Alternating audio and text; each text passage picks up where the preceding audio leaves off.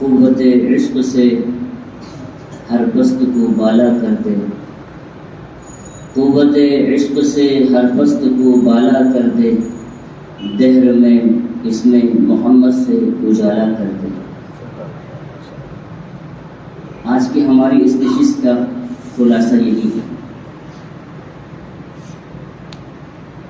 الحمدللہ ہمارے علم میں، ہمارے معلومات میں کوئی کمی نہیں ہے، بس کمی ہے تو بیداری کی کمی ہے، کمی ہے تو بس بیداری کی کمی ہے۔ جو عالم کے اندر ایک دکھ اور درد اور قرآن ہونا چاہیے، اس کی کمی ہے۔ انہی چیزوں کے مذاکرے کے لیے آج ہم لوگ یہاں جڑے ہوئے ہیں۔ ویسے کوئی نئی بات نہیں ہے، علماء کرام ساری چیزیں پڑھتے بولتے سنتے ہی ہیں، بس مذاکرہ ہے۔ صحابہ کرام رضوان اللہ علیہم اجمعین جب جمع ہوتے تھے تو مجلس برخاست ہونے سے پہلے سورہ والعصر ایک مرتبہ مذاکرہ کر لیتے تھے، جس میں تواصوا بالحق و تواصوا بالصبر، وہی مذاکرہ آج بھی ہے، تواصوا بالحق تواصوا بالصبر۔ اور مجھے عنوان دیا گیا ہے کہ علماء کرام کی ذمہ داریاں کیا ہیں، اس پہ میں 15 منٹ بات کروں۔ ذمہ داری کو انسان سمجھنے کے لیے پہلے اپنا لیول سمجھ جائے کہ ہم کس مقام پر ہیں اور ہمارا لیول کیا ہے۔ جب تک شہزادے کو اپنے شہزادگی کا احساس نہیں ہوگا، وہ شہزادہ بن کر نہیں رہے گا۔ اس کو احساس ہونا چاہیے کہ میں شہزادہ ہوں، میری چھوٹی سی حرکت بھی بڑی ہو سکتی ہے، مجھے قدم سنبھل کے رکھنا ہے، دامن بچا بچا کر مجھے زندگی گزارنا ہے، اور میری جو ذمہ داریاں ہیں اس میں کوئی بھی کوتاہی نہ ہونے پائے۔ تو ہم پہلے اپنی حقیقت کو اور اپنے لیول کو سمجھنے کے لیے آسان مثال، ہمارا یہ 6 فٹ کا جو مجسم ہے، اسی کے اندر اس کی مثال موجود ہے۔ ہمارے بدن کا سب سے پہلا حصہ، اوپر والا حصہ، یہ سر ہے، جس کے اندر زبان ہے، آنکھ ہے، کان ہے اور دماغ ہے۔ یہ سارے چیزوں کا تعلق علم سے ہے، اس کو مال علم کہا جائے گا۔ اللہ سبحانہ و تعالیٰ نے اس علم والے حصے کو سب سے اوپر، سب سے اونچا رکھا ہے، اور انسان اپنے زبان ہی سے جو کچھ بھی انقلاب پیدا کرنا ہے، اپنے زبان سے انقلاب پیدا کرتا ہے۔ جو کچھ حاصل کرنا ہے اپنے کانوں سے، اور اپنی آنکھوں سے جو چاہے دیکھ کر اس سے عبرت حاصل کرتا ہے، اور اپنے دماغ میں ان سارے چیزوں کو اکٹھا کرتا ہے، اور ان سے ایک ماحصل، اور دماغ سے وہ حق اور باطل کے درمیان میں فیصلے کرنے کی جو صلاحیت ہے وہ دماغ میں ہے۔ تو یہ حصہ کہاں ہے؟ ہمارے مجسم کا سب سے اوپر والا حصہ ہے۔ اور ہمارے ہاتھ ہیں، پیر ہیں، یہ ہمارا مال عمل ہے۔ مال عمل ہاتھ کے ذریعے، پیروں کے ذریعے ہم جو چاہیں وہ چیزیں انجام دیتے ہیں۔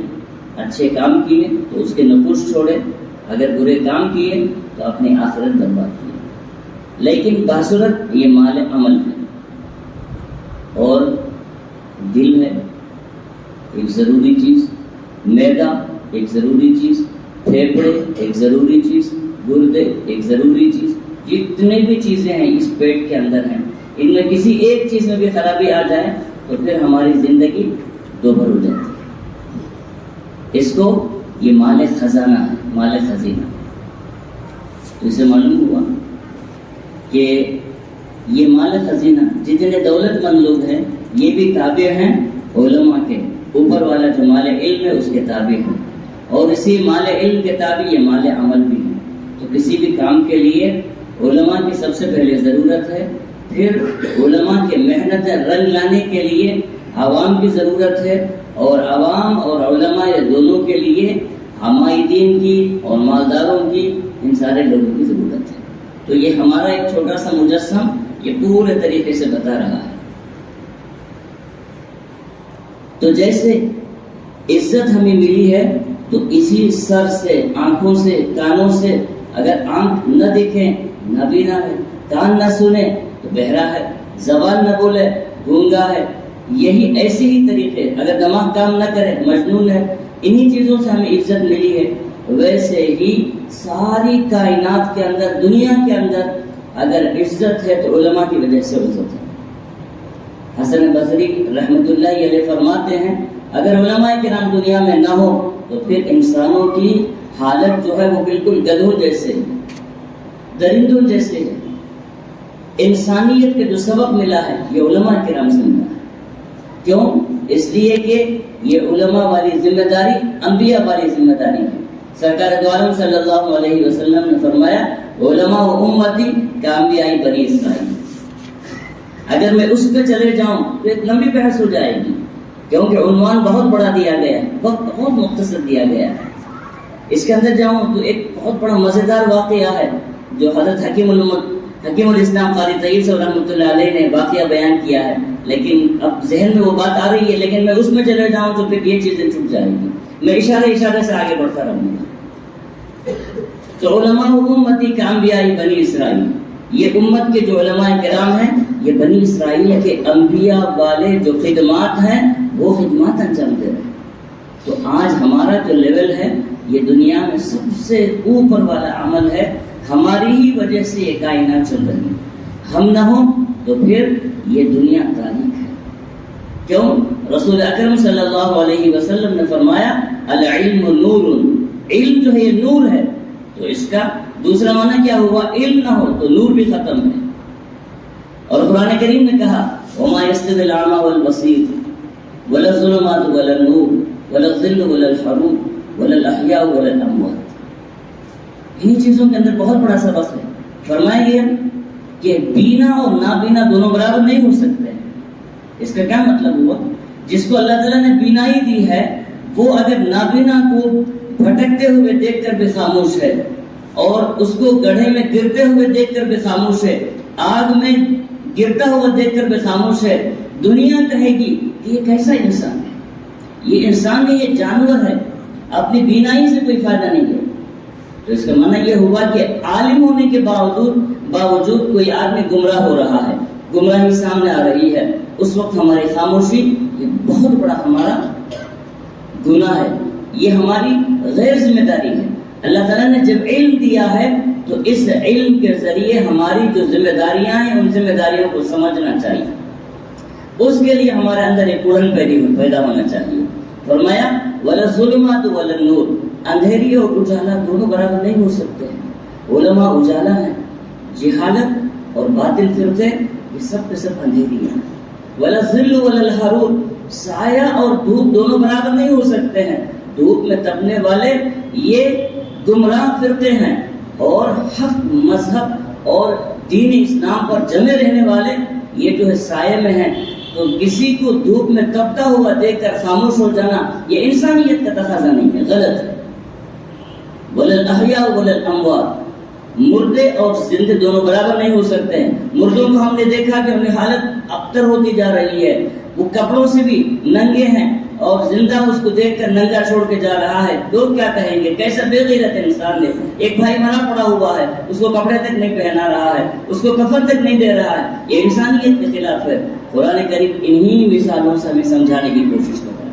ہمارے اکابرین نے کیسے طریقے سے اپنے علم کو استعمال کیا، انہوں نے کیسے کیا، تن من دھن سب کچھ قربان کیا، حتیٰ کہ جانے تک ان کی قربان ہوئی۔ اسی لیے میں بہت پرانی باتیں نہیں کہوں گا آپ سے کہ اگلی امتوں کے کیا واقعات تھے اور صحابہ کرام نے کیسے کیسے قربانیاں دی، بعد والے امت میں بڑے بڑے جو جتنے بھی نامچین لوگ ہیں انہوں نے کیسے کیسے قربانیاں دی، وہ نہیں، میں قریب کے بزرگان دین کے کچھ مثالیں دیتے ہوئے آگے بڑھوں گا۔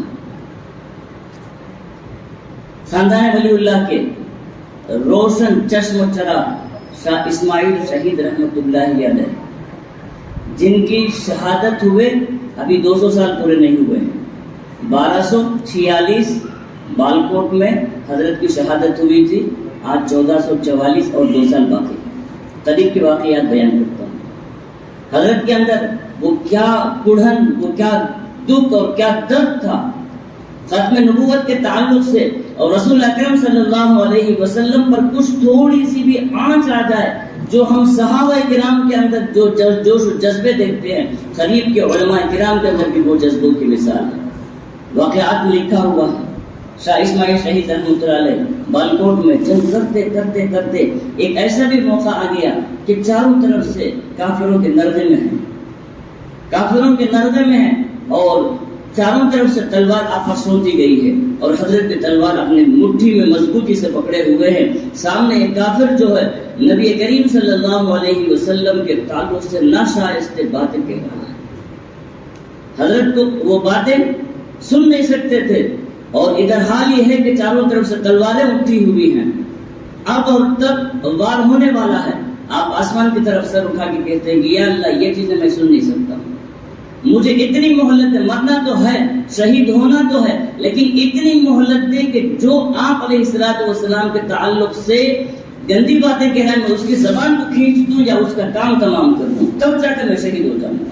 لو اقسم علی اللہ لا برا، کچھ بندے وہ بھی ہیں اگر کچھ قسم کھا لیتے ہیں اللہ ان کی قسم کو پوری کر دیتے ہیں، اپنی ذمہ داری ہے اللہ تعالیٰ کی۔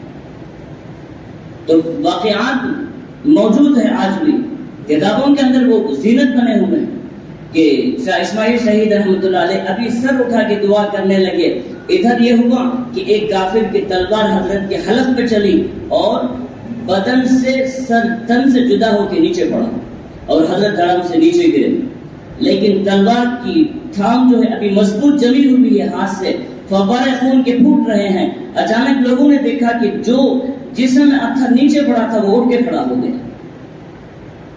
کیا حال ہوگا؟ سر نہیں ہے، بدن اوپر اٹھا ہے، اور جس نے ناشائستہ باتیں کہی تھی اس نے دیکھا اس ماجرے کو، اتنا گھبرا گیا کہ آگے بڑھنے کی بجائے پیچھے ہٹنا چاہا، لیکن وہ پیچھے ہٹنا چاہا تو ایسے جا کے نیچے گرا، اور وہ نیچے گرا ہے شاہ اسماعیل شہید رحمۃ اللہ علیہ کا جسم اتھر اپنی تلوار کی مضبوط تھام کر اس تلوار کے ساتھ اس دشمن خدا پر آپ بھی جا کے گرتے ہیں، اور اس کے سینے میں وہ تلوار اتر جاتی ہے۔ ادھر حضرت کی شہادت ہوتی ہے تو ادھر وہ بھی کافر کردار ہو جاتا ہے۔ آخر وہ کیا دکھ تھا، وہ کیا درد تھا، جنہوں نے اپنی جانیں تک اللہ تعالیٰ کے لیے، اللہ تعالیٰ کے راستے میں اور نبی کریم صلی اللہ علیہ وسلم کے لیے ناموس رسالت اور ختم نبوت میں انہوں نے اپنی جان کا قربان کر دی۔ آج ہم سے اتنے بڑے مطالبے نہیں ہیں، صرف ایک بیداری کی ضرورت ہے، دفاع کی ضرورت ہے۔ آپ خوش عالم دن کی یہ جو ہماری کیفیت ہے یہ صحیح کیفیت نہیں ہے۔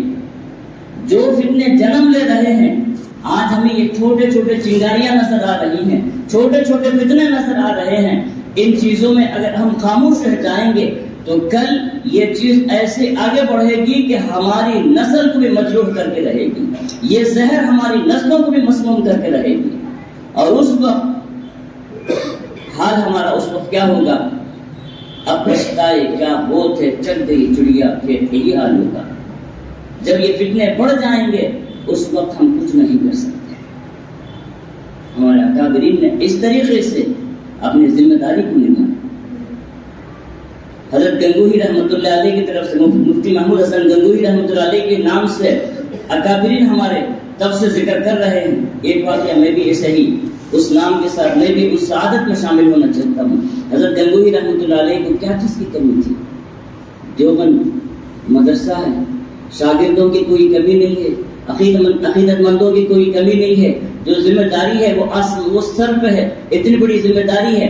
ان ساری ذمہ داریوں کے ساتھ ایک کڑھن کس بات کی تھی؟ کہ ایک ہمارا ایک بہت بڑا سرمایہ نوجوان طبقہ علی گڑھ یونیورسٹی کے حوالے ہو کر وہ دہریت کی طرف جا رہا ہے، عیسائیت کی طرف جا رہا ہے، لادینی کی طرف جا رہا ہے، ان کا کیا ہوگا؟ یہ کڑھن، یہ درد، یہ دکھ اس طریقے سے کہ جب بھی موقع مل جاتا حضرت علی گڑھ یونیورسٹی تشریف لے جاتے تھے اور وہاں کے نوجوانوں میں جتنے مؤثر انداز سے ہو آپ فرماتے تھے، نصیحت فرماتے تھے. آپ کی نصیحتوں کا یہ فائدہ تھا، یہ اثر تھا کہ علامہ شبلی نعمانی رحمۃ اللہ علیہ جیسے شاگرد انہیں وہاں علی گڑھ یونیورسٹی سے ملے. محمد علی جوہر، مولانا محمد علی جوہر رحمۃ اللہ علیہ جیسے، اور شوکت علی، محمد علی، مولانا محمد علی اور مولانا شوکت علی، جو آج بھی وہ شعر ہے کہ بولی اماں محمد علی شوکت علی کی، ہے نہیں؟ جب بھی آزادی کی بات آتی ہے ہم وہ مثال پیش کرتے ہیں، لیکن ان نوجوانوں پہ محنت کس کی ہوئی؟ ہمارے اکابرین کی محنت ہے. انہی ہمارے اکابرین کی محنتوں کا اثر ہے. یہ جو ہے ثمرہ ہے کہ وہ لوگ جو ہے اس ماحول میں رہ کر بھی انہوں نے ایسے ایسے کارنامے انجام دیے کہ بعد میں جا کر آزادی کی شکل میں ہمارے سامنے چیزیں موجود ہیں. تو آج ہماری ذمہ داری ہے کہ اللہ تعالیٰ نے جو علم ہمیں دیا ہے، قرآن کریم کہہ رہا ہے وَلْتَكُن مِّنكُمْ أُمَّةٌ يَدْعُونَ إِلَى الْخَيْرِ وَيَأْمُرُونَ بِالْمَعْرُوفِ وَيَنْهَوْنَ عَنِ الْمُنكَرِ وَأُولَٰئِكَ هُمُ الْمُفْلِحُونَ. یہ تمغہ کس کے لیے ہے؟ مفلحون کا. علماء کام کر سکتے